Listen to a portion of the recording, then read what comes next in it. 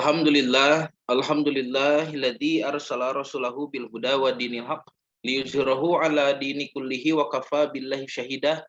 Asyhadu an la ilaha illallah wahdahu la syarikalah wa asyhadu anna Muhammadan abduhu wa rasuluhu alladzi la nabiyya ba'dah amma ba'du. Kuatu iman yang dirahmati Allah, Bapak-bapak dan Ibu yang dirahmati Allah, puji dan syukur kehadirat Allah yang Maha Ghafur, kita bisa bertemu kembali dalam acara kajian virtual ya. Insya Allah kali ini tema bahasan kita adalah mengenai 3 perjanjian Allah kepada makhluk ya.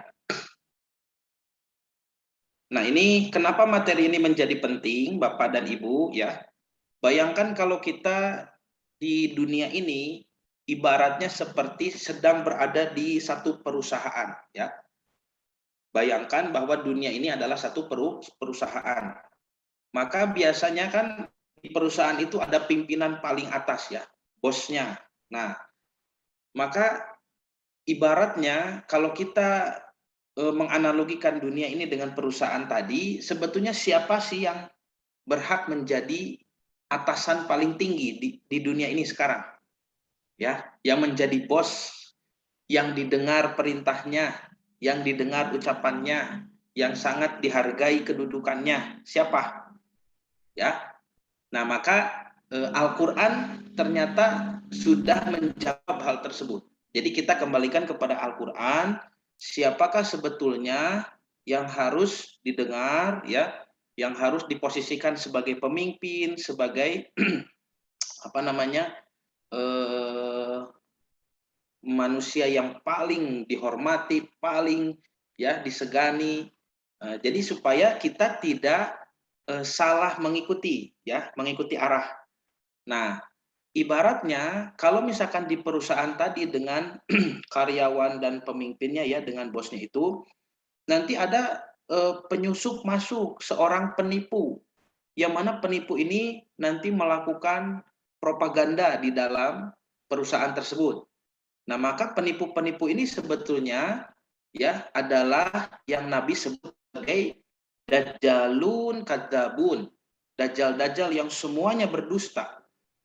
Jadi di dunia ini sekarang ya sedang menyebar para penipu yang mengelabui karyawan-karyawan perusahaan tadi supaya menganggap bahwa dirinya adalah bos yang harus dihormati, bos yang harus diikuti. Sedangkan bos yang asli itu semakin hari semakin tidak dikenal, semakin hari semakin tidak didengar juga ucapannya. Nah, maka ini adalah bentuk nasihat juga ya kepada umat muslim, umat Islam secara keseluruhan, ataupun lebih khusus lagi kepada pemimpin Islam ya. Jadi masih tetap bentuk nasihat. Nah, Bapak dan Ibu yang dirahmati Allah, jadi kita akan membahas tafsir kalimat mitsaq ya di dalam Al-Qur'an. Nanti apabila membahas tafsir kalimat mitsaq, ini ada erat kaitannya dengan lafad ahdun. Nah, Bapak dan Ibu kan pasti sering membaca surah Al-Baqarah ya. Di surah Al-Baqarah itu ayat ke berapa itu? 27 kalau tidak salah. Ya, 27 disebutkan a'udzubillahi minasyaitonirrajim alladzina yanquduna ahdallahi mim ba'di mitsaqi. Nah, itu ya. Alladzina orang-orang yang quduna mereka melanggar atau memutus ya, merusak ahdallah. Nah, itu ahdun. Nah, jadi pembahasan mitsaq ini selalu erat kaitannya dengan ahdun. Nah, silakan nanti Bapak dan Ibu perhatikan dulu ya. Nih sebentar, apa ayatnya? Al-Baqarah 27. Nanti kalau misalkan membaca ayat Al-Baqarah 27, sebentar. Oh, ini. Sebelum kita memahami apa itu mitsaq, apa itu ahdun ya, kita tidak akan paham ya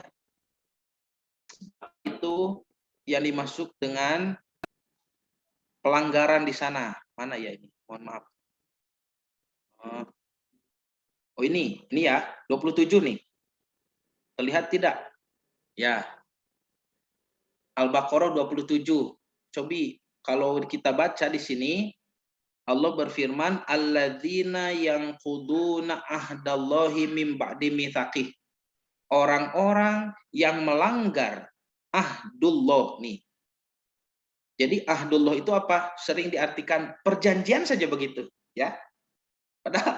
Padahal bukan semacam perjanjian orang dua pihak yang berjanji ya terhadap sesuatu, bukan begitu. Ahdun di sini ya. Mim ba'di mitsaqihi, dari setelah dimisakan itu. Ini dugi kahesek nerjemahkan lagi ya, sering disebut setelah ditetapkan lah begitu ya. Ya, sesudah perjanjian itu teguh. Nah, di sini diteguhkan begitu. Jadi ahdun suka diartikan perjanjian, mitsak suka diartikan ketetapan yang sudah ditetapkan atau sudah diteguhkan. Padahal ahdun itu bukan maknanya, kalau kita baca tafsirnya ya, bukan maknanya seperti janji besok melakukan sesuatu, janji kepada siapa, tidak begitu ya. Nah, nanti kan saking tidak bisa ditemukannya padanan kata dalam bahasa Indonesia, ya disebut saja perjanjian lah begitu. Padahal ahdun perjanjian. Nanti ada kalimat lain wa'dun. Wa'dun juga perjanjian ya. Nanti ada sulhun. Sulhun juga nanti disebut perjanjian. Ini miskinnya bahasa Indonesia. Kalau dibandingkan dengan bahasa Arab yang lebih luas. Jadi tidak terwadahi begitu. Bapak, Ibu kalau belajar Al-Qur'an, belajar hadis, belajar hukum-hukum Islam ya, belajar tentang agama Islam yang aslinya berbahasa Arab, lalu kita mempelajarinya dengan bahasa Indonesia, itu tidak terwadahi, tidak terwakili. Makanya tidak cukup hanya dengan modal terjemahan. Bapak, Ibu harus belajar bahasa aslinya, bahasa Arab begitu. Ya. Bahkan Imam Asy-Syafi'i itu mewajibkan umat Islam belajar bahasa Arab. Karena kalau tidak belajar bahasa Arab, tidak akan khusyuk sholatnya, katanya begitu. Karena yang disebut dengan khusyuk di dalam sholat adalah paham apa yang diucapkan, paham apa yang didengarkan. Nanti insya Allah bagi Bapak dan Ibu yang semangat belajar bahasa Arab, saya akan buka kelas gratis ya. Kelas gratis bahasa Arab di Antapani. Nah, itu di Lapang Gasmin, di dekat ya Gasibumini, lapang itu di Masjid Baitul Mutakin. Kalau jadi ya, kalau sekarang kan masih dilarang berkerumun, jadi belum berjalan. Tapi ini sudah direncanakan insya Allah ya. Nanti silahkan ikutan boleh. Nah, Bapak dan Ibu yang dirahmati Allah, kembali ke sini. Maka ahdun di sini ya, ahdun di sini maknanya itu terlalu luas ya. Ahdun di sini bukan sekedar perjanjian, tapi ahdun di sini adalah maksud dan tujuan makhluk itu diciptakan. Saya ulangi, maksud ahdun di sini adalah tujuan untuk apa makhluk itu diciptakan. Seperti misalkan, kalau saya sering mendengar dulu guru kami mengibaratkan tukang kayu, ya, tukang kayu yang memotong-motong kayu untuk tujuan tertentu. Misalkan kayu ini dipotong dengan bentuk pintu, kan? Dipotong sedemikian rupa supaya bisa jadi daun pintu. Nah, sedangkan yang lainnya, kayu yang lain ini jadi jendela, ada yang jadi kusen, ya, ada yang jadi pagar, ya, ada yang jadi benda-benda seperti kursi, meja, ya, benda-benda perlengkapan di rumah, lemari dan seterusnya. Maka dipotongnya kayu tersebut, ya, lalu dibentuk sedemikian rupa, itu sudah dengan ahdunnya. Itu ahdun, ya. Ahdullah itu. Jadi Allah menciptakan makhluk semua sudah dalam ukuran yang pas Untuk apa makhluk itu diciptakan? Gitu. Saya ulangi, yang disebut dengan ahdullah itu Allah sudah menetapkan dalam setiap penciptaan makhluk, ya, ditetapkan tujuan dan sudah dimudahkan dengan bentuk-bentuknya. Untuk apa makhluk itu diciptakan? Contoh yang sederhana, para binatang, ya. Binatang ini ada yang diciptakan untuk berlari kencang, ada yang diciptakan untuk mengumpulkan madu, ada yang diciptakan untuk berenang, ada yang diciptakan untuk memanjat pohon. Semuanya sudah diberikan ahdunnya masing-masing, ya. Semuanya sudah diberikan kemudahan dalam bentuk penciptaan untuk melaksanakan tujuan, ya. Tujuan untuk apa dia diciptakan. Bisa dipahami tidak, ya? Nah, ini sulit dibahasakan. Ya, sok diartoskeun perjanjian kayak gitu. Padahal tidak ini siapa yang berjanji, ya? Ini Allah sedang membuat makhluk dengan bentuk sedemikian rupa supaya, ya, bentuk itu memudahkan kepada apa yang menjadi tujuan diciptakannya makhluk itu. Bisa dipahami. Kalau misalkan manusia nih, kita diberi tangan begini, ya, lalu ada sendi-sendi, ya, kita bisa berdiri tegak, karena tidak ada binatang yang bisa berdiri tegak dengan berjalan dua kaki, kan menurut para ahli anatomi begitu, ya. Semuanya bungkuk. Kalau ada pun yang berjalan dengan dua kaki seperti ayam, ya, kanguru, itu bungkuk, kan. Tidak ada yang bisa berdiri tegak lalu berjalan seperti manusia, selain daripada manusia. Ini dengan memahami anatomi yang berbeda seperti ini saja kita sudah bisa mematahkan teori Darwin. Karena postur tubuh manusia dengan monyet itu berbeda. Ya. Nah, maka manusia diciptakan dengan bentuk seperti ini disebutkan tujuannya. Untuk apa manusia diciptakan? Allah berfirman dalam ayat yang sangat masyhur, "Wa ma khalaqtul jinna wal insa illa liya'budun." Kan begitu. Tidak aku ciptakan jin dan manusia kecuali mereka itu untuk beribadah. Nah, ibadah itu kan rukun Islam, ya, rukun iman. Maka rukun Islam misalkan 1 syahadat, 2 sholat. Gerakan sholat itu sangat mudah sekali kita lakukan. Ya, gerakan sholat itu sangat mudah sekali kita. Tidak ada gerakan sholat yang sangat sulit dilakukan. Tidak ada. Secara normal, secara anatomi tubuh manusia melakukan gerakan sholat itu, ya, mudah bagi kita. Kenapa? Karena kita sudah memiliki ahdun ini, ya, maksud dan tujuan kenapa manusia itu diciptakan. Ini ahdun. Nah, nanti ahdun ini tidak hanya kepada manusia, juga kepada jin, juga kepada malaikat, ya, juga kepada tumbuhan, tadi saya sudah sebutkan kepada hewan, semuanya memiliki ahdunnya masing-masing. Ya, karena sulit diterjemahkan ke dalam bahasa Indonesia dengan satu padanan kata yang mewakili, maka yang paling dekat sudah saja disebut perjanjian, begitu. Jadi Bapak dan Ibu jangan mengandalkan terjemah, ya, ketika mengartikan Al-Qur'an, jangan. Nanti banyak kosakata yang sulit diterjemahkan ke dalam bahasa Indonesia, ya. Contoh lain misalkan ungkapan subhanallah. Ini berapa orang yang salah paham mengartikan subhanallah.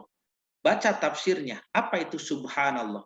Di kita sering diartikan maha suci Allah. Dianggapnya suci seperti sesuatu yang kotor lalu dibersihkan menjadi suci, begitu. Salah, ya. Yang dimaksud dengan maha suci di situ itu adalah pemenggalan daripada kalimat yang lebih panjang.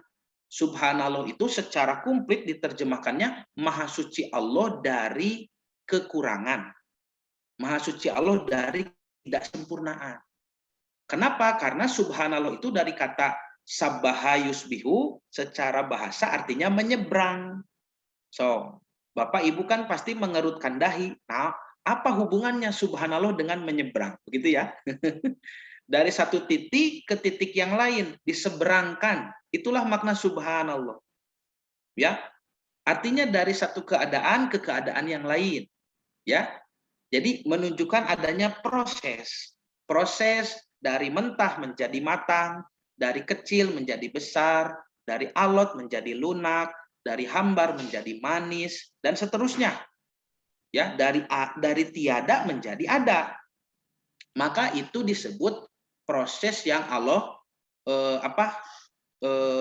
ungkapkan di dalam Quran dengan kalimat kun, begitu. Jadi Allah ketika menciptakan itu kun, lalu disebutkan fayakun, fayakun. Bukan kalimat Allahnya. Kalimat Allah itu hanya kun saja, ya. Fayakunu, maka jadilah dia. Artinya sedang berproses, pakai fi'il mudhari ya, sedang, akan, dan terus berulang. Jadi proses. Jadi ketika Allah katakan kun, jadilah kamu, fayakunu, maka dia jadi. Jadi fayakununya itu bukan ucapan Allah. Jadi bukan begini, kun fayakun, bukan begitu ya. Lafaz Allah itu hanya kun, jadilah. Lalu diterangkan oleh Al-Quran, sesuatu yang tadi diucapkan kun oleh Allah, sekarang sedang berproses. Fayakunu, maka dia menjadi. Begitu. Ya. Nah, maka proses inilah yang membuat takjub semua makhluk. Termasuk kita, kalau melihat pemandangan indah, kalau melihat apapun sesuatu yang menakjubkan, sebutkan subhanallah. Ini sabaha itu. Allah yang memproses. Allah yang menyeberangkan. Makanya lihat di dalam surat Al-Isra, bagaimana Nabi Isra Mi'raj dari Mekah ke Madinah, dari Mekah ke Baitul Maqdis ke Yerusalem, dari Baitul Maqdis ke langit ketujuh, itu kan menyeberang, ya. Ungkapan ayat pertamanya bagaimana? Subhanalladzi, kan? Asra bi abdihi lailan minal masjidil haram ilal masjidil aqsa. Ya, subhana, di situ Allah yang memproses penyeberangan Nabi Muhammad SAW dari Mekah ke Masjid Aqsa itu. Tapi karena tidak ada ya yang sepadan, penerjemahan dalam bahasa Indonesia disebut maha suci saja, maha suci dari ketidaksempurnaan. Jadi semua yang Allah ciptakan itu sempurna. Subhanallah, ya, itu ungkapan takjub, bukan ungkapan melihat kejelekan. Lihat surat An-Nasr. Idza jaa nasrullahi wal fath. Gitu kan? Apabila datang pertolongan Allah dan futu Mekah, pembebasan kota Mekah. Gitu kan? Idza jaa nasrullahi wal fath wa ra'aitan nasa yadkhuluna fi dinillahi afwaja. Dan kamu lihat manusia berbondong-bondong masuk ke agama Allah. Ini kebaikan atau keburukan? Tentu saja ini kebaikan. Kita melihat pertolongan Allah datang, lalu kita melihat Futu Mekah, Allah menaklukkan kota Mekah untuk Nabi Muhammad SAW, lalu penduduk Mekah semua masuk Islam. Ini kebaikan, dan ini pemandangan yang menakjubkan, ini proses yang tidak sederhana, karena Nabi menunggu berapa tahun itu untuk Futu Mekah. Lalu Allah perintahkan di ayat selanjutnya, fasabih, itu.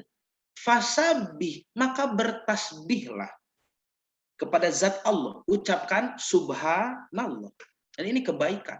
Ya, nah jadi jangan keliru ya. Subhanallah itu untuk melihat kebaikan, sesuatu yang Allah tunjukkan prosesnya menakjubkan. Subhanallah, ini hebat sekali. Misalkan kita melihat sesuatu yang bagus, subhanallah, itu sudah tepat.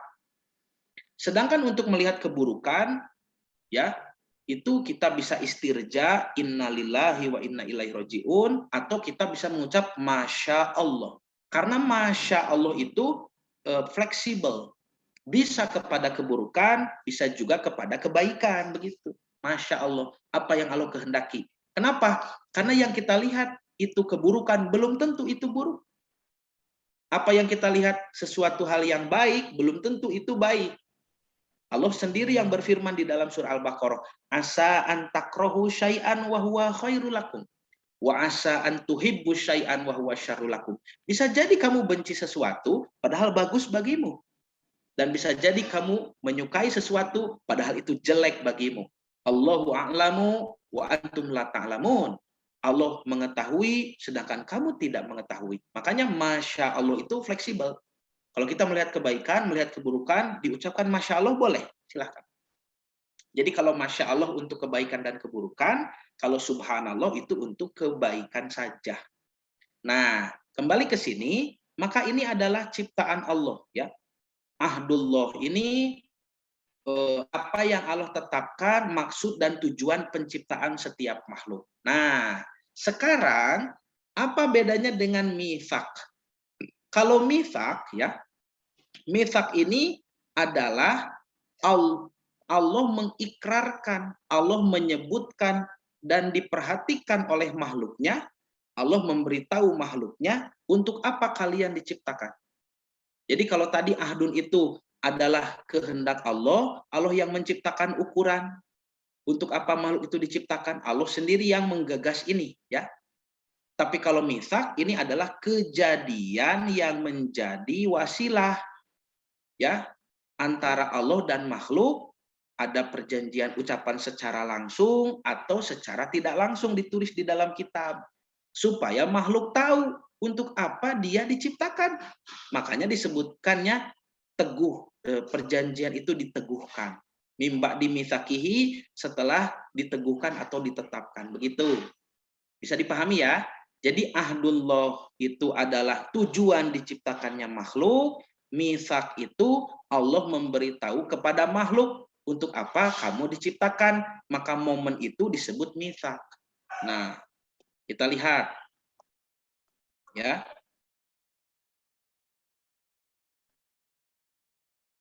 Jadi Allah menetapkan perjanjian. Ini mitsak ya. Nah, maka ketika kita membuka keseluruhan Al-Qur'an, mitsak itu terjadi kepada ahli kitab secara tidak langsung, ditulis di dalam kitab suci mereka. Yang kedua, mitsak juga disebut kepada para nabi. Di alam ruh, Allah pernah bertanya kepada seluruh nabi dan rasul, dan mereka diambil mitsak, penetapan perjanjian. Lalu juga ada perjanjian Allah kepada malaikat. Hanya saja di dalam ayat-ayat perjanjian kepada malaikat Allah tidak menyebutkan kata mitsak, ya. Kenapa? Karena malaikat bukan pihak yang dinilai amalnya. Malaikat itu makhluk yang diciptakan untuk ketaatan, untuk bertugas, ya, sesuai dengan perintah Allah, sesuai dengan bidangnya masing-masing. Jadi yang dinilai untuk taat dan punya pilihan untuk tidak taat itu adalah kita dan para jin. Maka mitsak itu kita bisa temukan konteks ayatnya ada pada para nabi dan ahli kitab saja, ya. Kalau malaikat tidak disebut mitsak, ya, tetapi malaikat pun punya ahdun, punya tujuan apa sebabnya mereka diciptakan. Hanya saja bagi malaikat tidak ada, ya, disebut mitsak, tetapi kalau perjanjian untuk apa namanya perjanjian untuk menghormati satu makhluk yang Allah pilih itu ada, ya. Jadi di sini perjanjiannya sama sebetulnya, satu kepada malaikat untuk memilih manusia sebagai makhluk pilihan. Nah, nanti di antara manusia yang dipilih itu, ya, jadi Allah tidak memilih jin, Allah tidak memilih malaikat, Allah tidak memilih apalagi hewan dan tumbuhan, ya, Allah memilih manusia. Maka malaikat diminta untuk menerima keputusan Allah itu. Itu perjanjian kepada malaikat, ya. Nah, nanti di antara manusia itu Allah pilih lagi 124.000 orang yang menjadi nabi. Ini manusia pilihan, ya. Manusia pilihan. Nah, nanti di antara manusia pilihan ini juga dipilih satu orang yang paling mulia. Yang mana satu orang mulia itu mewariskan sesuatu yang diterima oleh ulama dan para ahli kitab. Nah, jadi nanti dijawab siapa bosnya di dunia ini harusnya. Kalau dunia ini diibaratkan perusahaan tadi, siapa pemilik perusahaan, siapa bosnya. Karena Allah Subhanahu wa taala berfirman menciptakan manusia itu sebagai khalifah, ya, di muka bumi. Kan di surat Al-Baqarah 30, ya. Wa idz qala rabbuka lil malaikati inni ja'ilun fil ardi khalifah. Nah, mari kita lihat dulu perjanjian Allah kepada malaikat, ya. Oh, ini makna mitsak sudah dijelaskan tadi, ya.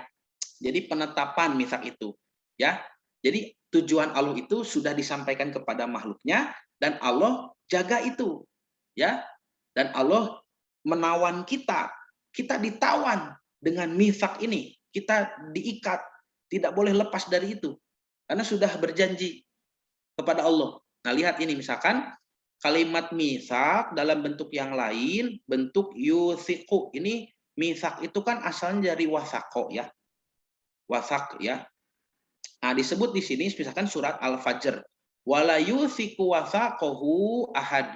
Dan tidak ada seorang pun yang mengikat seperti ikatannya. Ini mengikat ini mitsak. Jadi kita ini sebetulnya sedang terikat Bapak Ibu, ya. Dan orang yang tidak mau nanti taat kepada aturan Allah, dia sudah melanggar mitsak itu, sudah melanggar ahdun itu. Nanti ini erat kaitannya dengan pemahaman silaturahim. Nanti saya bahas ya tentang silaturahim. Silaturahim yang beredar di kita, pemahamannya itu bukan salah, tapi tidak menyeluruh begitu. Ya, jadi silaturahim itu sudah menyempit maknanya di komunitas umat Islam di Indonesia, masyarakat Islam di Indonesia. Silaturahim kalau saya jelaskan, itu Bapak Ibu bisa beberapa pertemuan. Dan nanti insya Allah dijelaskan ya, saya sudah pernah ngobrol dengan Pak Haji Dik-Dik ya, tentang bagaimana sulitnya menjelaskan silaturahim kalau secara online begini.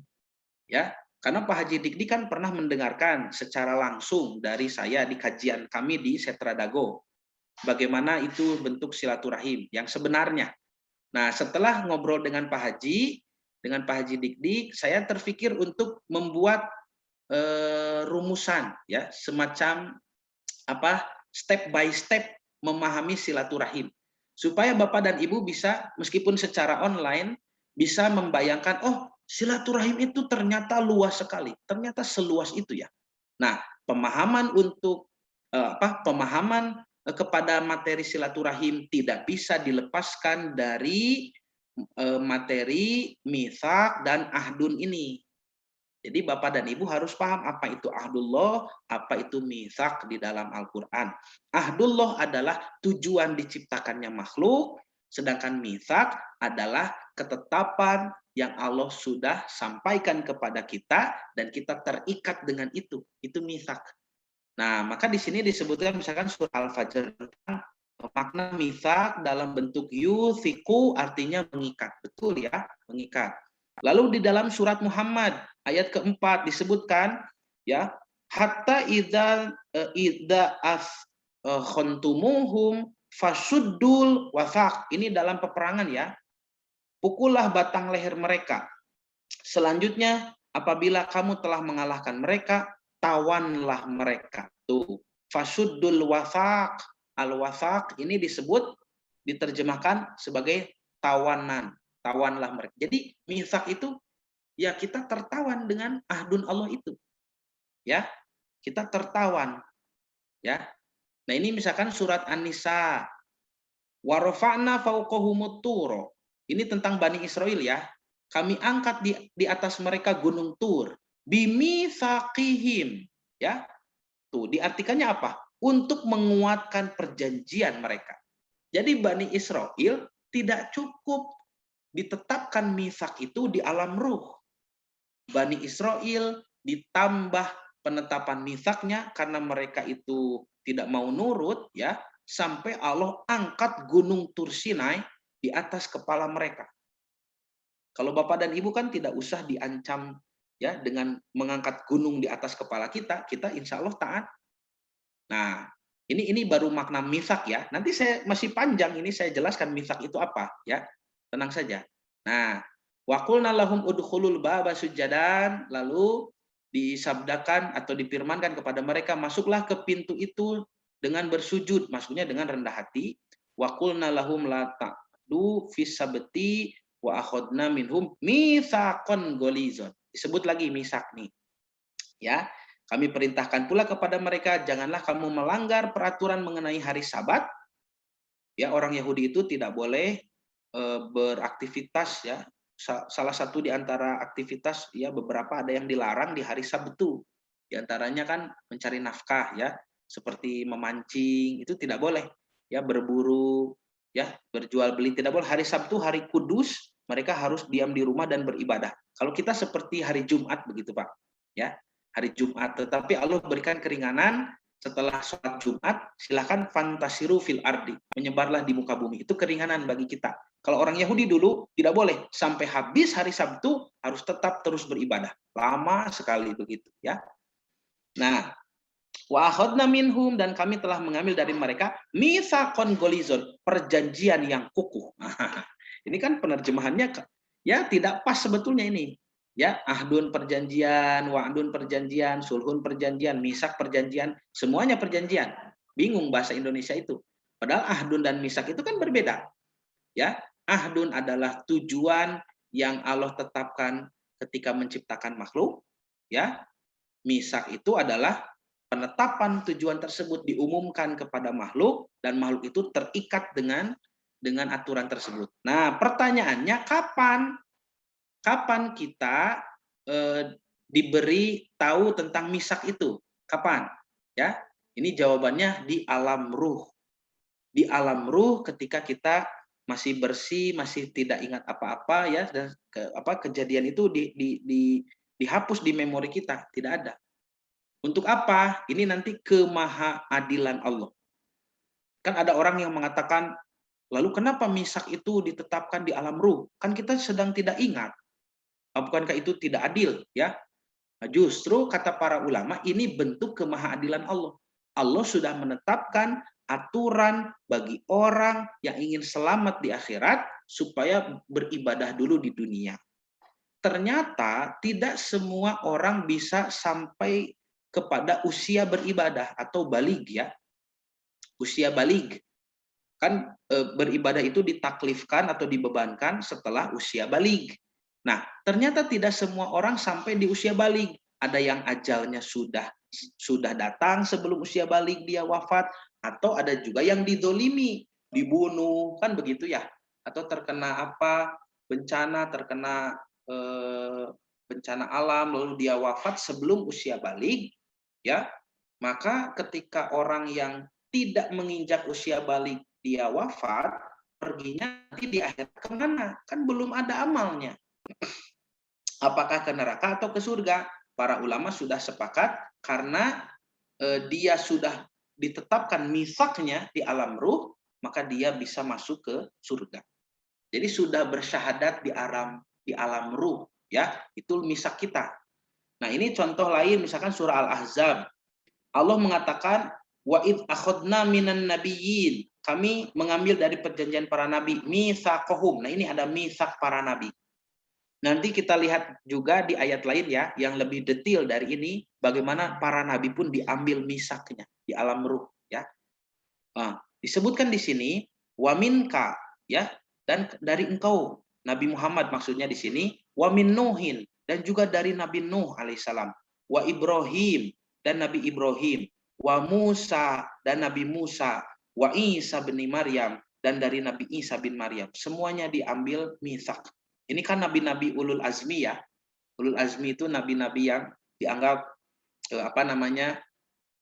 memiliki keistimewaan di sisi Allah. Nabi Muhammad SAW, Nabi Nuh, Nabi Ibrahim, Nabi Musa, Nabi Isa alaihim salam ajmain. Wa akhadna minhum, dan kami sudah mengambil dari mereka mitsaqon golizon, ya, perjanjian yang teguh. Begitu sajalah menerjemahkannya ya. Padahal ini tidak pas disebutkan mitsaqon golizon itu perjanjian yang teguh ya. Ini beda. Nah, maka kita lihat mulai satu, mitsaq kepada malaikat ya. Perjanjian Allah kepada malaikat. Lihat ayatnya nanti sama-sama dimulai dengan kalimat wa'idh ya. Ini unik. Jadi mitsaq kepada nabi juga nanti wa'idh, mitsaq kepada ahli kitab juga nanti awalnya wa'idh, sama semua. Wa idz qala rabbuka lil malaikati, dan ingatlah, ini kejadian yang sudah lampau, sudah terjadi. Nanti kalau kejadiannya belum terjadi, biasanya za-nya tidak disukun tapi di fathah, pakai alif, idza, itu belum terjadi. Makanya suka diartikan apabila, begitu ya. Kalau sudah terjadi, disukun id, ingatlah ketika, begitu. Kalau belum terjadi, idza, apabila. Nah, wa idz qala rabbuka lil malaikat, dan ingatlah ketika Tuhanmu berfirman kepada malaikat, ini ja'ilun fil ardi khalifah, Aku akan menjadikan di bumi itu seorang pemimpin. Ini bos yang saya maksud tadi. Bos di perusahaan. Nah, bos di muka bumi. Ya, khalifah di muka bumi. Nah, jadi pelanggaran yang pernah dilakukan oleh bapak kita dan ibunda kita, Adam dan Hawa alaihi wassalam, yang memetik buah terlarang, jangan dijadikan sebagai satu ratapan, ya, ratapan yang menyesatkan, ya, karena orang Yahudi dan Kristen mengatakan kalaulah Adam dan Hawa tidak melanggar perintah Tuhan, mungkin sekarang kita sedang hidup di surga Eden, ya, di Taman Eden. Tidak, sebelum diciptakan Adam, Allah sudah firmankan kepada malaikat, lihat kalimatnya di sini. Ini jailun fil ardi. Aku akan menjadikan fil ardi, di bumi, khalifah, pemimpin dari kalangan manusia. Apa sikap menjawab, bukan membantah ya, menjawab itu buruk, tidak. Tetapi protes di sini dilakukan dengan sangat beradab, ya, sangat beradab. Jadi tidak menunjukkan adanya cacat moral atau akhlak yang buruk, tidak. Qalu, malaikat menjawab, ataj'alu fiha may yufsidu fiha wa yasfiku dima? Kalau bahasa kita, apakah engkau akan menjadikan di bumi, fiha, di bumi, may yufsidu fiha wa yasfiku dima'a, orang yang merusak di dalamnya. Yufsid, mufsid, fasad. Ini kerusakan agama maksudnya. Kerusakan dalam tata cara beribadah kepada Allah. Bukan kerusakan bencana alam. Ya. Jadi kalau kita menemukan kalimat fasad di dalam Quran, mufsid, itu kerusakan hukum Tuhan, hukum Allah. Yang mana nanti Allah mengirimkan bencana sebagai hukuman. Jadi, la tufsidu fil ard itu jangan merusak hukum Tuhan. Bukan jangan menebang pohon sembarangan, bukan. Ya, itu nanti akibat saja sebagai bentuk azab begitu ya. Yang disebut dengan kerusakan itu adalah kerusakan hukum-hukum Allah. Makanya di Quran disebutnya la tufsidu fil ardi ba'da islahiha. Jangan merusak di bumi setelah dibereskan. Dibereskan oleh siapa? Oleh nabi. Nah, oleh nabi dan rasul ya. Nah, jangan merusak.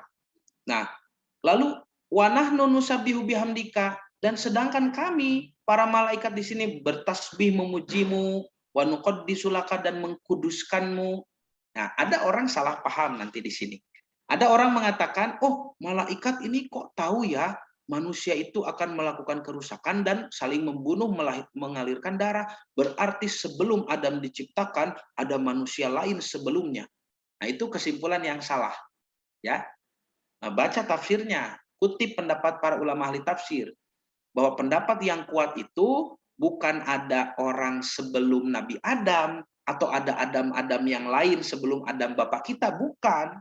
Tetapi di sini malaikat mengajukan keberatan seolah-olah sudah tahu manusia itu makhluk seperti apa, karena Allah Subhanahu wa taala ketika menyebutkan akan menciptakan khalifah, di sini disebutkan juga bagaimana desain atau bentuk sang khalifah tersebut. Jadi di sini ada kalimat yang tidak tercantum ya. Yang mana ketika Allah menyebutkan ini ja'ilun fil ardi khalifah, aku akan membuat di muka bumi seorang pemimpin, maksudnya manusia, dan disebutkan bagaimana kapasitasnya. Dia berpotensi, memiliki akal, memiliki hati, ya, memiliki hawa nafsu, begitu. Ya, tidak seperti malaikat yang diciptakan untuk taat.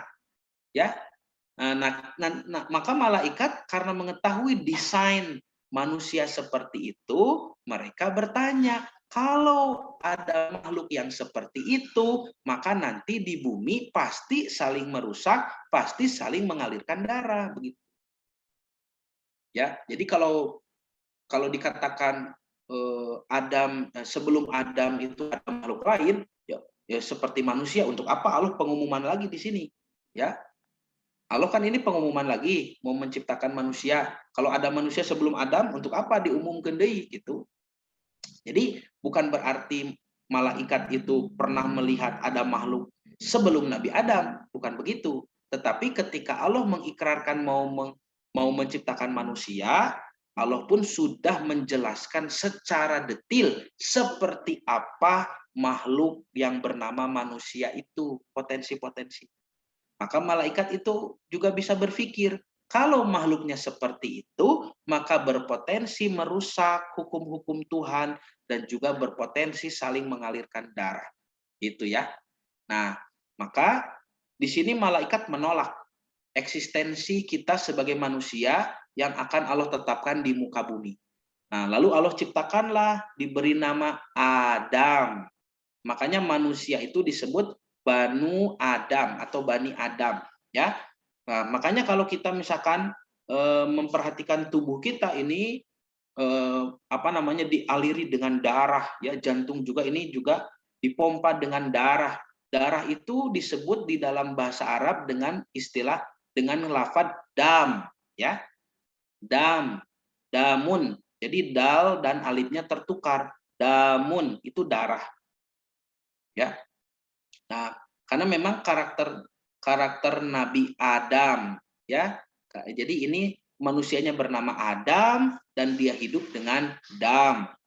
Nah, di sini disebutkan oleh Allah. Kalau begitu, sekarang malaikat protes, ya. Malaikat menganggap bahwa makhluk ini tidak baik untuk jadi khalifah di muka bumi. Maka Allah memberi pelajaran bagi kita semua, juga kepada para malaikat alaihi salam ajmain.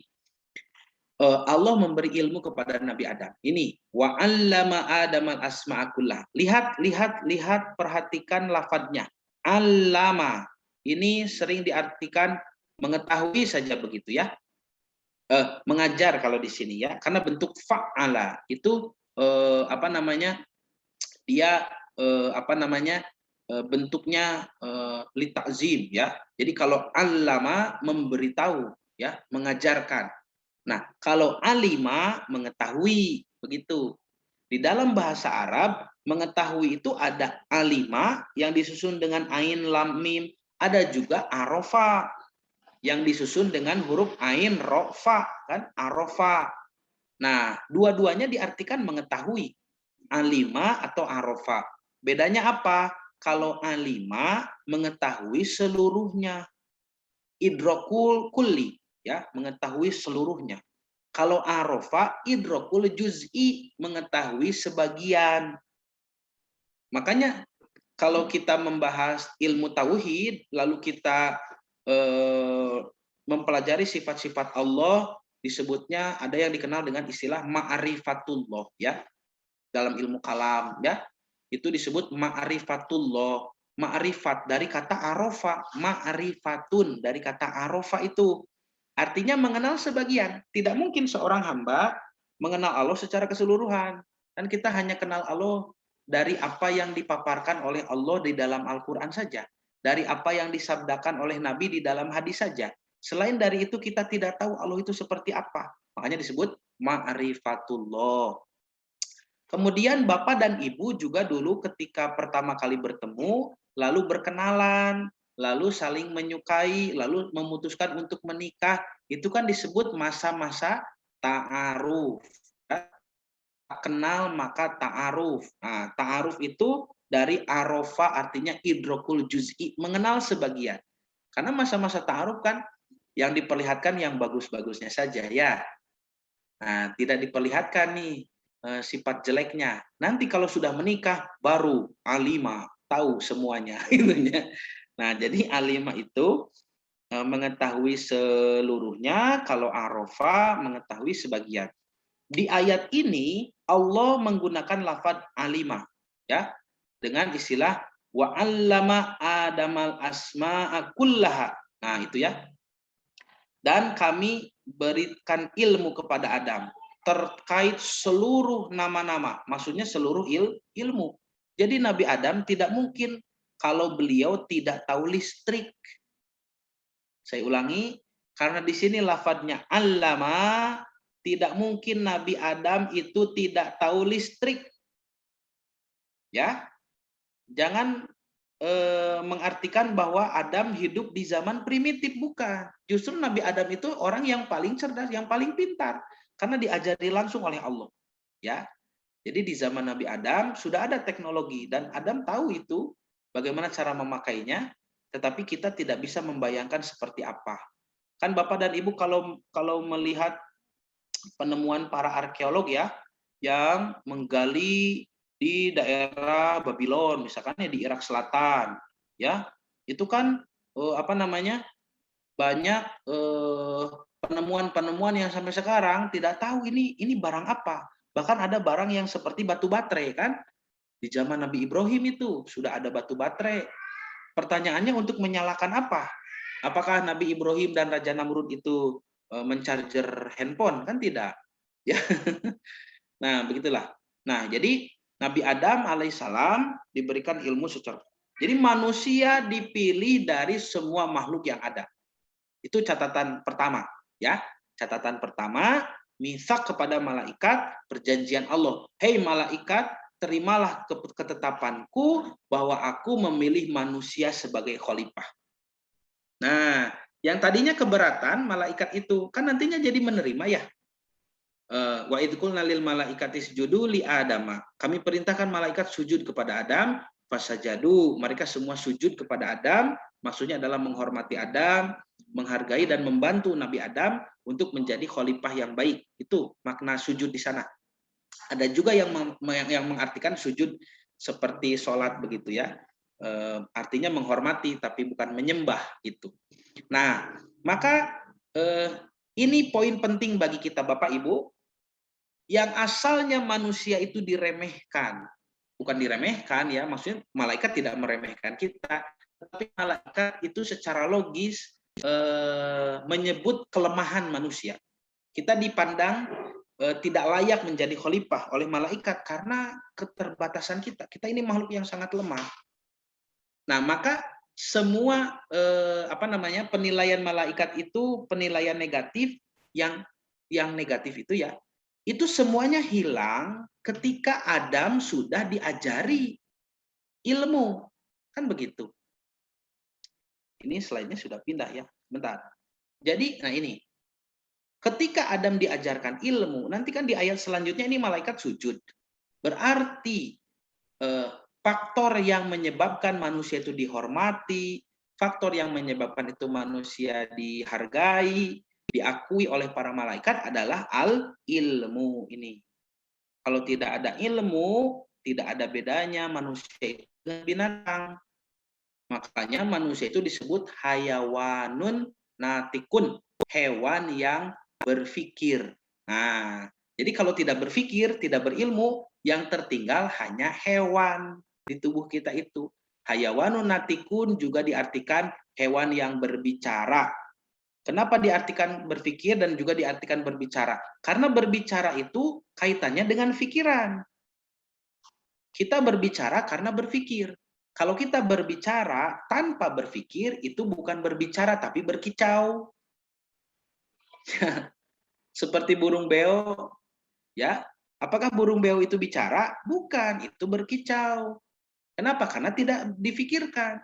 Burung beo itu tidak paham dia bicara apa. Ya, dia bunyi saja begitu. Jadi Bapak dan Ibu, inilah faktor yang menyebabkan kita diakui sebagai makhluk yang terhormat, yaitu al-ilmu, ya. Al-ilmu. Nah, jadi kita tidak asal bicara, tapi bicara kita adalah ilmu kaitan dengan hasil pemikiran. Nah, maka sudah dipilihlah Adam, manusia dari semua makhluk yang ada sebagai makhluk yang paling baik ya, paling terhormat. Nah, sekarang kita masuk ke dunia manusia. Jadi manusia dipilih dari sekian banyak makhluk yang ada, sudah. Malaikat sudah terima karena ternyata apa yang Allah berikan ilmu kepada Adam, malaikat tidak diberi. Ya. Dan bahkan dikatakan malaikat itu sering mendengarkan kita membaca Al-Qur'an karena ingin tahu seperti apa. Jadi yang tahu isi Quran itu hanya malaikat Jibril secara keseluruhan ya. Tapi kalau malaikat yang lain nanti senang kalau mendengarkan manusia membaca Al-Qur'an. Di dalam riwayat disebutkan berapa banyak para sahabat yang mengalami kejadian aneh ketika sedang membaca Al-Qur'an ya. Ada yang melihat awan putih mendekat ya. Ada yang melihat banyaklah ya kejadiannya itu. Nah, itu kata Nabi adalah malaikat yang ingin mendengarkan bacaan Al-Qur'an. Nah, jadi kita sudah diterima sebagai makhluk yang paling terhormat, yang paling mulia ya, dengan syarat kita berilmu dan sukses jadi khalifah. Nah, sekarang kita masuk ke dunia manusia. Di antara manusia yang banyak itu dari keturunan Nabi Adam dan Ibunda Hawa alaihi wasallam sampai hari kiamat, sampai Nabi terakhir ya. Maksud saya bukan sampai hari kiamat, sampai akhir zaman. Akhir zaman itu kan dimulai saat Nabi Muhammad SAW lahir, ya. Saat Nabi Muhammad SAW diutus jadi Rasul, itu akhir zaman. Jadi akhir zaman itu bukan di zaman kita saja, tapi sudah dimulai sejak zaman Nabi Muhammad. Karena itu Nabi Muhammad itu disebut Nabi akhir zaman. Dan Nabi Muhammad mengatakan pengutusanku dengan hari kiamat seperti ini, kan dekatnya.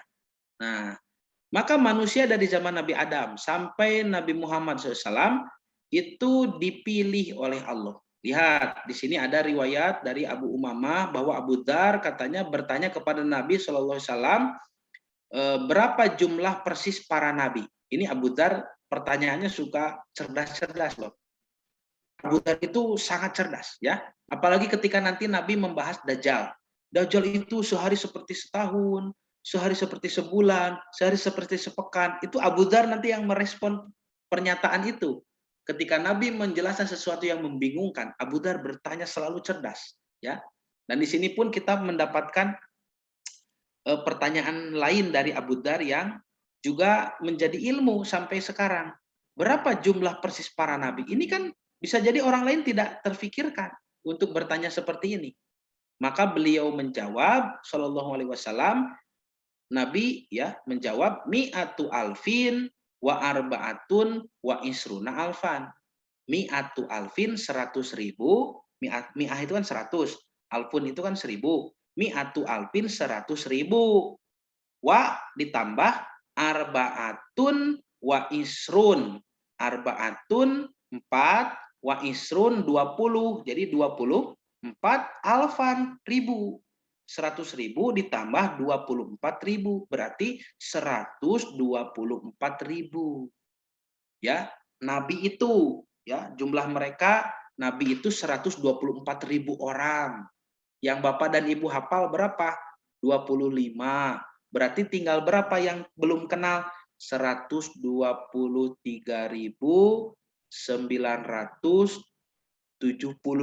ya. Masih banyak.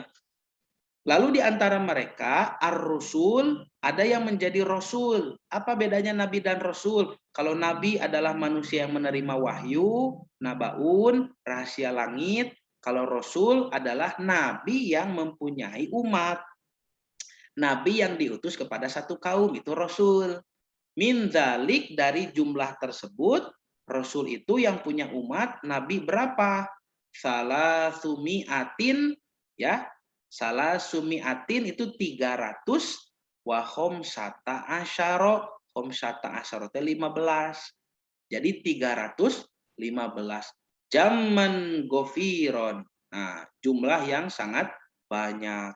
Jadi 124.000 nabi. Tidak semua memiliki umat, ya. Nah, hanya ada yang tidak memiliki umat itu, dia punya ilmu untuk dirinya sendiri saja atau untuk keluarganya, sudah cukup.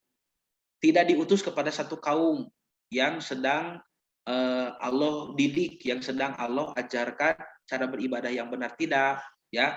124.000 itu umum nabi. Nah, di antara mereka yang diutus kepada satu kaum, rasul itu 315.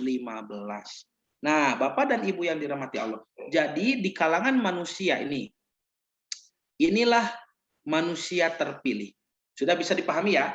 Malaikat, jin, hewan, tumbuhan, manusia, ya. Yang dipilih siapa? Manusia sebagai makhluk pilihan Allah, ya, untuk jadi pemimpin di muka bumi. Itu seluruh nabi dari manusia, tidak ada yang dari jin. Nah, sekarang di kalangan manusia dipilih lagi 124.000 manusia pilihan, ya. Dan itu adalah para nabi. Nah, sekarang kita lebih mengerucut lagi. Dari 124.000 orang nabi itu, Allah pilihkan satu orang yang paling hebat, ya, yang paling terhormat, yang paling istimewa. Ini di antara 124.000 nabi. Lihat di surat.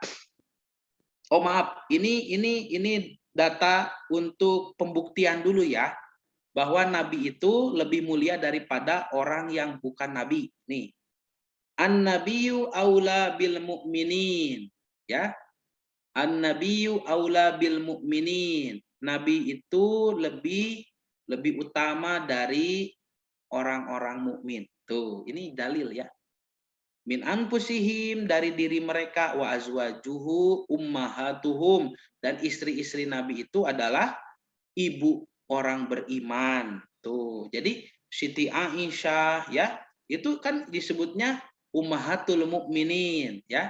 Istri Nabi itu disebutnya ibunya orang beriman. Jadi bagaimana bisa ada orang mencaci maki Siti Aisyah? Itu seperti orang yang mencaci maki ibunya sendiri. Ya. Ini tidak boleh. Jadi Quran menegaskan bahwa istri Nabi itu adalah ibu kita, dan para nabi adalah aula, lebih utama daripada kita, ya.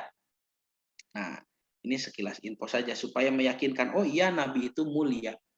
Nah, sekarang kita lihat mihak para nabi. Siapa, Bu? Ya.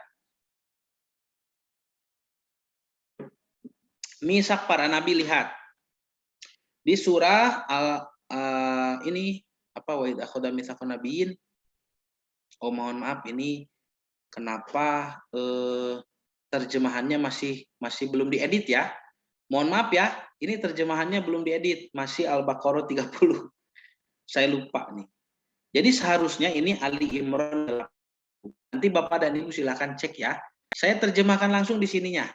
Wa'idz, dan ingatlah. Nah, lagi-lagi dimulai dengan id. Akhadallahu mitsaqan nabiyyin, ketika Allah menetapkan mitsak. Ingat mitsak ya, ini pengumuman tentang ahdun tadi, tentang untuk apa kita diciptakan. Mitsaqan nabiyyin berarti perjanjian ya, ketetapan perjanjian para nabi. Jadi untuk apa nabi diciptakan begitu? Ahdun nabi itu nanti ada beda ya dengan kita. Lama. Jadi ini para nabi semua berkumpul. Lihat Pak. Lama ataitukum min kitabin, bahwa nanti kata Allah, kalau kalian diutus, aku akan mendatangkan kepada kalian min kitabin, dari kitab suci, sebagai petunjuk pelaksanaan, petunjuk teknis dalam berdakwah begitu. Wa hikmatin, dan pemahaman yang benar. Hikmah itu pemahaman yang benar, ya. Orang yang memiliki hikmah kalau melihat permasalahan itu tidak salah analisa. Ya, seperti para nabi, kalau kita adukan masalah kita kepada nabi, nabi langsung analisa. Yang salah ini, ya, harusnya begini, solusinya begini, itu, ya. Jadi para sahabat itu tidak pernah kesulitan semenjak ada nabi, selama ada nabi. Kalau nabi wafat, sudah tidak ada nih. Maka hikmah ini diturunkan oleh nabi kepada para ulama di kalangan sahabat, para ulama di kalangan tabi'in, muridnya sahabat, para ulama di kalangan tabi'in, muridnya tabi'in, dan seterusnya sampai di zaman kita. Hikmah ini terus ada. Jadi orang yang ahli hikmah itu tidak pernah kebingungan kalau memecahkan masalah. Karena hikmah adalah pemahaman yang benar yang dihasilkan dari ilmu yang benar. Nah, Allah berjanji kalau Nabi itu diutus akan kuberikan kalian kitab dan akan kuberikan kalian pemahaman yang benar, hikmah. Ya, nah ini janji Allah kepada para Nabi. Ada kitab, ada hikmah. Summa, kemudian ja'akum rasulun, akan didatangkan kepada kalian rasulun. Ini bentuk mufrad ya, bentuk tunggal. Ya, artinya satu orang rasul. Siapa rasul ini? Ini satu orang pilihan di antara 124.000 nabiyin, ya. Ada satu orang rasul yang kata Allah, ja'akum rasulun, aku akan mendatangkan rasul kepada kalian. Artinya ini jadi teman dakwah. Jadi seperjuangan nanti dengan para nabi yang lain. Mau sejaman tidak? Para nabi pun tidak tahu. Apakah saya sejaman dengan rasul ini ataukah tidak? Lihat. Musaddiqun lima ma'akum. Rasul ini akan membenarkan apa yang ada pada kalian. Nah, ini kalau dalam tafsirnya kita baca, musaddiqun lima ma'akum harus bisa membenarkan apa yang ada pada kalian, berarti Rasul ini harus diutus di awal, di tengah, atau di akhir. Ini kan membenarkan semua yang ada pada para nabi. Nah, artinya harus diutus di akhir, ya. Inilah Rasul terakhir berarti. Inilah Nabi Muhammad Shallallahu Alaihi Wasallam. Kalau dia datang dan kamu bertemu, hei para nabi, begitu. Kalau kamu sejaman dengan Rasul ini, Rasul terakhir, apa yang harus dilakukan oleh para nabi dan Rasul? La tu'minun nabihi, kamu harus beriman kepadanya, walatan surunnahu, dan kamu harus menolongnya. Itu misak kepada para nabi, janji Allah, ya. Dan para nabi terikat dengan misak ini. Tidak boleh dilanggar. Jangankan melanggar, kabur saja sedikit, ya, melarikan diri, mau rehat dulu, seperti Nabi Yunus alaihissalam, beliau ditelan ikan kan, ya, tidak bisa kemana-mana. Qala, Allah berfirman, a'aqrartum wa akhadtum ala dzalikum isri, apakah kamu mau berikrar, aqrartum wa akhadtum, dan kamu mengambil ala dzalikum isri, denganku perjanjian ini, ya, mau janji tidak nih, hei para nabi, kalau nanti diutus aku akan berikan kitab, aku berikan pemahaman, ya, kemudian aku datangkan kepadamu Rasul yang membenarkan semua yang ada padamu, Rasul terakhir, kamu harus beriman, kamu harus menolongnya. Mau terima tidak? Mau berikrar tidak kepadaku? Qalu, lihat ini, qalu, ini kan bentuk plural, bentuk jamah. Artinya semua nabi itu berkata, ini ada semua. Para nabi itu. Qalu, mereka menjawab. Akrorna, ya kami berikrar. Qala, Allah menjawab lagi. Fashhadu wa anna ma'akum minasyahidin. Maka saksikanlah, hei para nabi, dan aku bersama kalian jadi pihak yang bersaksi. Wah, berat, banyak. Beban Nabi Muhammad teh berat, tidak enteng, tidak sederhana. Ini nabi terakhir yang diperhatikan oleh seluruh para nabi, dan Allah pun menjadi pihak yang bersaksi menyaksikan Rasul terakhir ini. Makanya nabi itu tidak enak makan, tidak kenyang tidur, ya, sering beristighfar, sering menangis, hidupnya tidak tenang di dunia itu, ya. Nabi itu beban yang sangat berat ini menjadi seorang Rasul. Wah, siga namun urang geus kapaehannya banyak. Sebelum bertugas saja mungkin kita sudah pingsan, sudah mati bahkan. Nah, cobi Pak, jangan dulu ke sini ya, nanti pusing. Nah, ini dulu. Ini para nabi dijanjikan oleh Allah diberi kitab suci, hikmah, lalu didatangkan Rasul. Kan mereka tidak tahu apakah mau sejaman atau tidak dengan Rasul ini. Betul tidak? Jadi mereka tidak tahu apakah saya bertemu atau tidak dengan Rasul itu. Ya, makanya ketika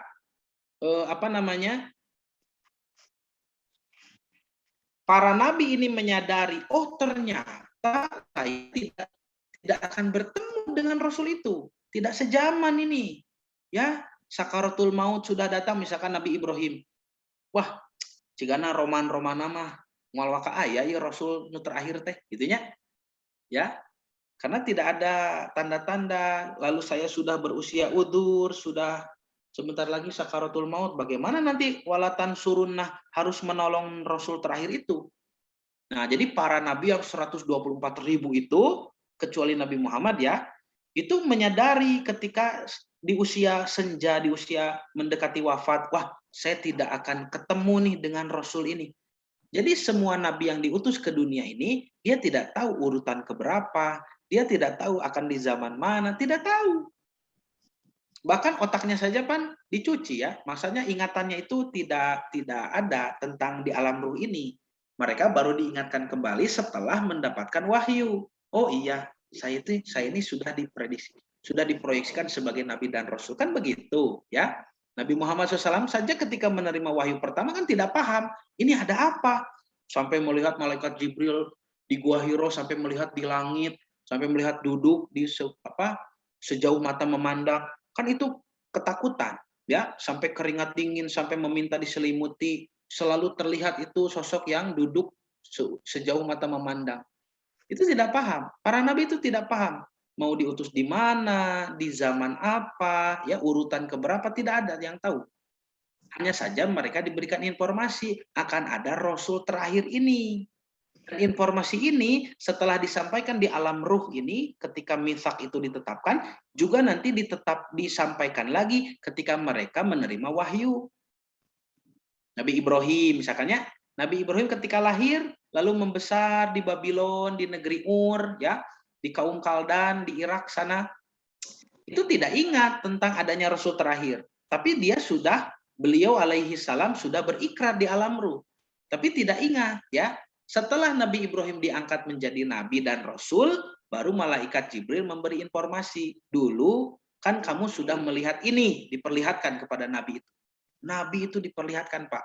Alam ruh, alam dunia tentu saja sampai akhir kiamat, lalu alam barzah, dan sebelum ke alam barzah ada sakaratul maut. Seperti apa sakaratul maut itu? Nanti di alam barzah juga bagaimana? Lalu ada isyarat dimulainya hari kiamat, lalu makhluk-makhluk dibangkitkan, bagaimana di padang mahsyar, bagaimana di yaumul mizan, ya, di hari timbangan amal, di yaumul hisab, bagaimana itu syiratul mustaqim yang akan diseberangi, bagaimana itu neraka, dan bagaimana itu pintu surga. Semua sudah diperlihatkan kepada para nabi.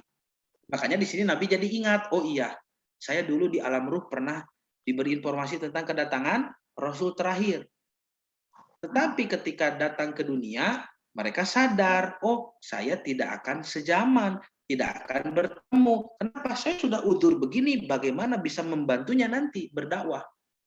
Maka dengan kesadaran itulah para nabi terdahulu itu membantu dengan cara menubuatkan kedatangan Nabi Muhammad. Nah, ini. Contoh surat Al-Baqarah 129. Nabi Ibrahim ini sudah sadar, ya. Wah, Rasul itu tidak akan bertemu dengan saya. Saya langsung mendoakan supaya Rasul itu jadi turunan saya. Begitu, Pak. Sing jadi turunan abdi ya. Mun teu budak abdi, incu abdi, buyut terus kahanap. Pokoknya ya Allah jadikan Rasul terakhir itu turunan saya. Begitu. Nah, ini. Rabbana wa ba'ats fihim rasulan minhum. Ya Allah, utuslah dari kalangan mereka. Maksudnya penduduk Mekah, turunan Ibrahim, turunan Ismail. Rasulan, seorang rasul. Rasul yang itu. Minhum di kalangan mereka. Yatslu alaihim ayatika, yang akan membacakan kepada mereka ayat-ayatmu, wa yu'allimuhumul kitaba, dan mengajarkan juga Alkitab, kitab suci, wal hikmah, dan pemahaman yang benar, wa yuzakihim, dan menumbuh kembangkan mereka, ya sering diartikan membersihkan, boleh ya, membersihkan dosa mereka. Innaka antal azizul hakim, engkau maha perkasa maha bijaksana. Ini doa Nabi Ibrahim, karena Nabi Ibrahim tahu tidak akan ketemu dengan Rasul terakhir itu. Nah, mari kita lihat lagi. Sekarang Nabi Isa yang bersabda. Tuh, surah As-Saff ya, ayat ke-6. Wa idz qala Isa bin Maryam, ya bani Israil. Dan Isa bin Maryam bersabda, hei bani Israil, ya. Ini Rasulullah ilaikum, aku ini utusan Allah kepada kalian, musaddiqun lima baina yadayya minat Taurat, yang akan meluruskan, membenarkan apa yang ada di tanganku, ya, sebelumku, kitab yang turun sebelumku, yaitu di kitab Taurat. Wa mubasyiron, nah ini, wa mubasyiron, dan juga kabar gembira. Makanya disebutnya kitab Nabi Musa itu selain membenarkan Tauratnya Nabi Musa, Nabi Isa itu membawa kitab yang disebut Evangelion, ya, Evangelion atau Injil. Injil itu apa? Kabar gembira, ya. Ini mubasyiron, kabar gembira, yang di dalam Injil itu sebetulnya ada kabar tentang birosulin, Rasul terakhir itu yang tadi diikrarkan dalam mitsak para nabi. Rasul terakhir itu yakti yang akan datang mimba di setelahku. Jadi Nabi Isa pun sudah sadar, oh tidak akan bertemu ini dengan Rasul itu. Ya, ismuhu Ahmad. Hati-hati, dia bernama Ahmad. Nah, ini bagi orang yang tidak paham bahasa Timur Tengah, pasti mereka menganggap berbeda antara Ahmad dan Muhammad. Makanya ada hadis Nabi, Nabi sendiri menegaskan, saya adalah Muhammad dan saya adalah Ahmad. Lalu kenapa di sini Nabi Isa tidak memakai nama Muhammad? Kenapa disebutnya Ahmad? Pendapat pertama dari para ulama, ini adalah bahasa yang Nabi Isa sebutkan dalam bahasanya bahasa Aramaik. Bisa jadi. Pertanyaannya, apakah perbedaan bahasa bisa mempengaruhi perbedaan ejaan nama seseorang? Jawabannya bisa.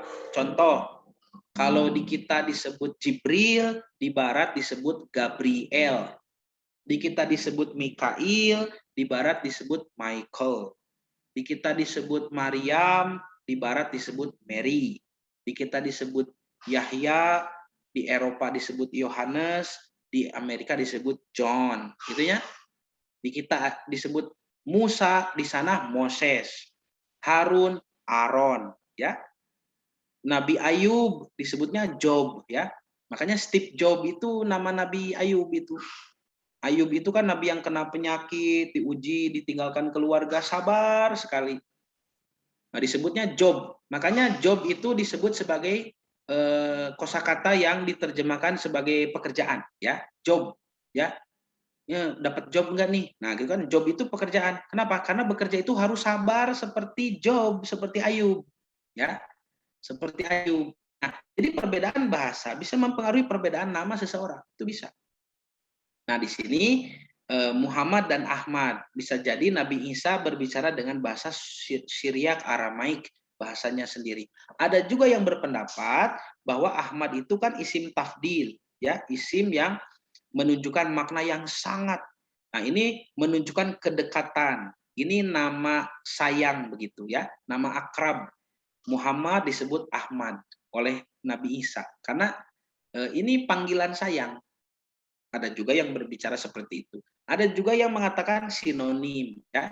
Jadi Muhammad dan Ahmad itu sama, karena Nabi di dalam hadis mengatakan saya Muhammad dan saya adalah Ahmad. Nah, bagi orang yang tidak paham, seperti misalkan para orientalis Barat, mereka kan menyerang. Bagaimana bisa Yesus menubuatkan kedatangan Muhammad? Yang Yesus sebut di dalam Quran itu Ahmad kok. Makanya ada nabi palsu mengatakan dirinya bernama Mirza Gulam Ahmad supaya dipercaya karena di dalam Quran disebutkan ada nabi setelah Nabi Isa yang bernama Ahmad. Ini bukan Nabi Muhammad katanya, ini Mirza Gulam Ahmad begitu ya. Itu salah kaprah ya. Para nabi itu diutus bilisani kaumihim, diutus dengan bahasa kaumnya. Nabi Muhammad orang Arab, bahasa beliau juga orang Arab, Al-Quran bahasa Arab. Nabi Isa orang Aramaik di sana, ya bahasanya Aram, bahasa kaumnya juga Aram, ya. Jadi sama bahasa Nabi Musa itu Ibrani, Yahudi Bani Israel juga berbahasa Ibrani, Taurat juga berbahasa Ibrani.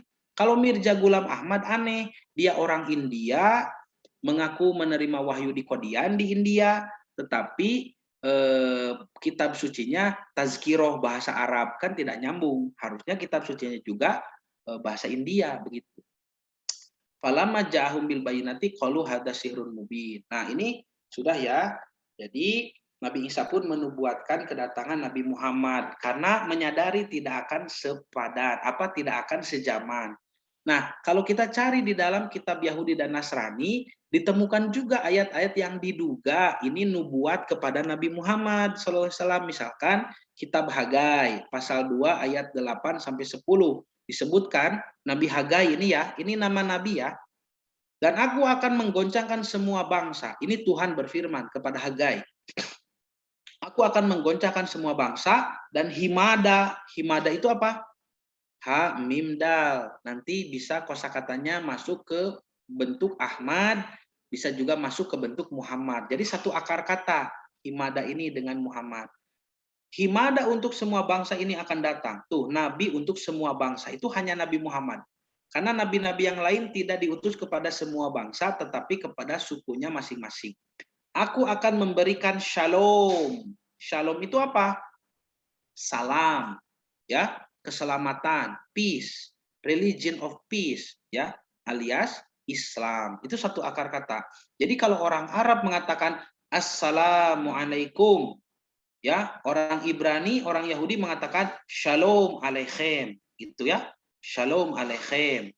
Nah, kalau nanti bahasa Aramaik Nabi Isa shalom aleihun, ya, jadi sama maknanya itu juga. Assalamualaikum, shalom aleichem, atau shalom aleihun, itu sama-sama agama keselamatan. Kata Tuhan pemilik rumah, maksudnya Baitullah. Jadi Allah akan mengirimkan himada, ya, yang akar katanya sama dengan Muhammad untuk semua bangsa. Tidak ada Rasul di Bani Israel yang diutus kepada semua bangsa, tidak ada. Harus Nabi Muhammad ini, ya, dan menyebarkan shalom, ya, kedamaian Islam gitu. Lalu ada lagi di dalam kitab Yesaya, kitab Isaiyah. Ini pernah dibahas oleh guru kami, ya, Al-Ustadz Profesor Dr. Menachem Ali di dalam kelas kristologi yang beliau bina. Beliau mengatakan Yesaya 29:12 ini unik. Ini juga diduga menubuatkan Nabi Muhammad. Jadi Nabi Yesaya ini bahasa Arabnya Nabi Isaiyah. Beliau juga diutus sebagai Nabi dan Rasul, lalu beliau sadar tidak akan bertemu dengan Nabi Muhammad. Makanya beliau menubuatkan, memberi kabar kepada para sahabatnya. Kade, gitu bahasa uramanya, kade, engke bakal sumping, Nabi terakhir, takia ciri-cirina, takia namina. Itu ada di dalam kitab Yahudi dan Nasrani, ya. Nah, misalkan ini kata Yesaya. Nabi Yesaya mengatakan, Nabi terakhir itu apabila kitab itu diberikan kepada seseorang yang tidak dapat membaca. Artinya Nabi itu tidak dapat membaca. Lalu diberikan kitab dengan mengatakan, baiklah, baca ini, maka ia akan menjawab, aku tidak dapat membaca. Tuh. Ini kan Bapak Ibu akrab, ya, dengan dialog ini. Akrab tidak? Saya jamin pasti akrab. Karena ini adalah dialog Nabi Muhammad SAW di Gua Hiro. Ya, diberi kitab, beliau orang yang tidak bisa membaca, ya, secara akademik, secara pengajaran sekolah begitu. Lalu dikatakan oleh malaikat Jibril, Iqra, baca ini. Nabi menjawab, ma'an nabi qori'in, saya tidak bisa membaca, ya. Ya, disebut aku tidak dapat membaca. Ini Nabi, ya. Nah, kemudian ayat lain. Ini di kitab Kidung Agung ini juga perdebatan, tetapi ya kita bahas sajalah, tidak apa-apa, ya. Bukan artinya saya membenarkan, ya, karena orang Yahudi keberatan. Ini istrinya Nabi Sulaiman katanya. Ini tidak bisa diterima. Kenapa? Karena istri seorang raja itu pasti dikenal oleh rakyatnya. Kenapa harus diperkenalkan seperti ini? Ya, kenapa harus disebut kotak-kotaknya manis, sesuatunya menarik, demikian itu. Ya, bahkan di ayat sebelumnya disebut matanya begini, bibirnya begini, gitunya. Ya. Ya, jadi Yahudi tidak menerima kalau ini disebut istri Nabi Sulaiman, ya. Nah, mari kita lihat teks aslinya. Jadi teks aslinya mengatakan, lihat ini. Ini Kidung Agung pasal 5 ayat 16, ya. Saya punya kitabnya di rumah. Pasal aslinya bagaimana? Ini. Hikomamitakim vekulo mahamadim. Bisa didengar, ada satu nama di situ. Hikomamitakim vekulo mahamadim. Zehdodi vezehroi benut Yerusalem. Ya. Nah, ini saya sudah diperingatkan, ya, sudah jam 1.55. Ya, baik, Pak Ji. Hikumamitakim vekullo Muhammadim, ya. Ya, bisa dilihat ada nama Muhammadim. Ini mem, hei, mem, dalet, yod, memati. Ya, kalau bahasa Arab mim, ha, mim, dal, ya, mim. Nah, kalau bahasa Ibrani disebut mem, he, mem, dalet, yod, mem. Jadi Muhammadim, ya. Im itu kan untuk panggilan seseorang yang dihormati. Seperti orang Yahudi mengatakan Elohim. Eloh itu Tuhan, Elohim itu Tuhan yang Maha Agung, gitu ya. Ini Muhammadi itu. Disebut jadi hikum mamitakim bekulum Muhammadim. Tutur katanya lembut, dia bernama Muhammadi Agung. Tapi sampai sekarang Yahudi tidak mau mengakui ya. Katanya ini bukan Muhammad nama orang, tapi ini kata sifat orang terpuji begitu ya. Ya, tidak apa-apalah. Kita tidak akan memaksa. Sudah saja dulu ya. Nah, maka ini juga ayat-ayat yang diduga menubuatkan Nabi Muhammad. Ya, saya tidak bisa bahas satu persatu ya, karena waktunya habis. Jadi kesimpulannya para nabi itu menubuatkan Nabi Muhammad SAW. Nah, jadi yang tertinggal adalah nanti mitsak kepada ahli kitab ya, belum dibahas ini. Jadi mitsak kepada ahli kitab ini panjang penjelasannya, kita harus hati-hati dan inilah nanti interseksi atau ketersinggungan apa ya, ya titik singgung kita kajian ini dengan nasihah yang harus kita jadikan pembelaan terkait kitab suci, ya terkait juga Nabi Muhammad SAW, terkait juga para ulama Islam. Nanti kesimpulannya bos yang sebenarnya di dunia ini, yang tadi saya katakan ibaratnya bos perusahaan itu adalah para ulama, ya. Nah begitu. Nah tapi nanti pembahasan perjanjian Allah kepada ahli kitab ini lumayan panjang ya. Jadi kita bahas di pertemuan selanjutnya insya Allah. Nah saya simpulkan dulu. Kesimpulannya adalah Allah memberikan perjanjian kepada seluruh makhluk ya. Itu untuk apa mereka diciptakan. Masing-masing punya tugas. Itulah ahdullah ya. Untuk apa mereka diciptakan. Lalu ahdun ini diberikan sebagai informasi yang diikrarkan ya, diikrarkan. Kamu diciptakan harus begini, harus begitu. Nah, maka satu kepada para malaikat. Malaikat, kalian harus menerima bahwa dari semua makhluk yang ada, Allah memilih manusia sebagai makhluk yang paling mulia, paling terhormat, ya. Maka mulia menjadi dihormat, manusia menjadi dihormati, menjadi mulia karena ilmunya, begitu ya, karena ilmunya. Nah, lalu di antara manusia dipilih 124.000 orang sebagai nabi dan rasul. Itu manusia pilihan sekarang. Dan mereka diambil juga mitsak, perjanjian dengan Allah bahwa dari 124.000 itu dipilih satu yang paling mulia. Itulah rasul terakhir Nabi kita Muhammad Shallallahu Alaihi Wasallam yang nanti akan mewariskan sesuatu kepada generasi setelahnya, yaitu para ulama. Dan karena itu ulama disebut warasatul anbiya, pewaris para nabi. Nah, jadi ketika Nabi Muhammad sudah tidak ada sekarang, siapa yang menjadi khalifah di muka bumi ini? Para ulama, ya, para ulama. Di zaman Nabi Muhammad SAW masih hidup, Nabi lah khalifahnya. Di zaman para nabi lain masih hidup, para nabi yang lain itulah khalifahnya. Sekarang tidak ada nabi dan rasul, yang ada kan nabi rasul palsu. Nah, jadi siapa sekarang yang menjadi khalifah itu? Para ulama. Itulah yang harus kita dengarkan, itulah yang harus kita terima nasihahnya. Jangan mendengarkan para penipu yang berkeliaran di sana sini. Seperti tadi saya katakan, di satu perusahaan ada penipu yang memaksa supaya karyawan mempercayai dirinya adalah bos perusahaan tersebut, padahal dia penipu. Nah, itu ya. Nah, nanti satu misak lagi terkait dengan ahli kitab kita akan bahas insya Allah. Sekian yang bisa disampaikan. Ya, mohon maaf atas segala kekurangan. Saya kembalikan kepada Ustadz Gopur. Silakan, Pak Ustadz Gopur. Mari kita tutup dengan doa kifaratul majelis. Alhamdulillahirabbil alamin. Subhanakallahumma wabihamdika asyhadu an la ilaha illa anta astaghfiruka wa atubu ilaik. Assalamualaikum warahmatullahi wabarakatuh.